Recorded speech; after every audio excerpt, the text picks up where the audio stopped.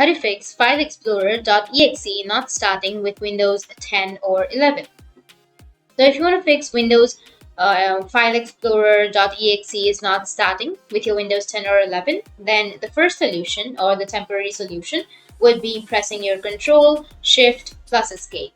Once you press Windows plus Shift plus Escape, it will open up your task manager. After it opens your task manager, you need to go with Run a New Task, and here you need to enter Explorer.exe. And after entering your Explorer.exe, you need to go with OK, and it will open up your File Explorer and your problem might be fixed. But this is just a temporary solution.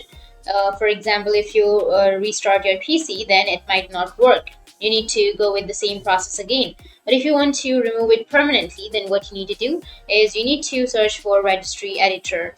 After that, click on it, go with Yes, and here you need to go with HKey Current User. So go with the top and you will have HKey Current User, and under HKey Current User you need to go with software right here, and under software you just need simply scroll down a bit and then go with Microsoft.